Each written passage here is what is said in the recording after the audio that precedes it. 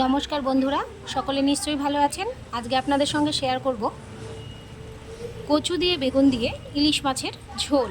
তো ইলিশ মাছটা কাঁচা থেকে শুরু করে ভাপা থেকে শুরু করে সবই খাওয়া যায়, কিন্তু আমি হালকা ফ্রাই করেই আজকে করব।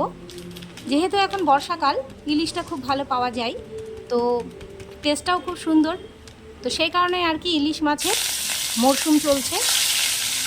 আমি প্রথমে কচু আর বেগুনগুলোকে একটু কেটে নিয়েছি, কেটে ভালো করে ধুয়ে নিয়েছি। আর ইলিশ মাছগুলোকে একটু লবণ হলুদ মাখিয়ে আমি কড়াইতে ভেজে নিয়েছি হালকা করে। এই পিঠোপিঠ হালকা করে ভেজে তুলে নেওয়ার পরে এই একই কড়াইয়ে তেলের মধ্যে আমি দিয়ে দিয়েছি কালো জিরে ফোড়ন, আর তার সঙ্গে আমি দিয়ে দিয়েছি কচু আর বেগুন। কচু আর বেগুনটাকে আমি ভালো করে একটু ভেজে নিচ্ছি। এর সঙ্গে দিয়ে দেবো একটু স্বাদ অনুযায়ী লবণ। এবার আমি দিয়ে দিচ্ছি ঢাকনাটা দিয়ে আমি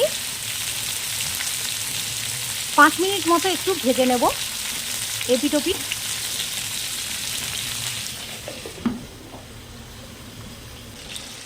ভালো করে ভাজা হয়ে গেলে আমি পেস্ট করে রেখেছিলাম 2 চামচ সাদা সর্ষে, 2 চামচ পোস্ত আর 3টে কাঁচা লঙ্কা আগে একটু জলে ভিজিয়ে রেখেছিলাম।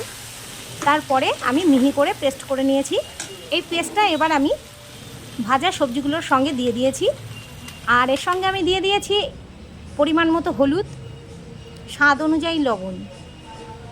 ভালো করে আমি মশলাটাকে কষিয়ে নেওয়ার পরে দিয়ে দিয়েছি জল।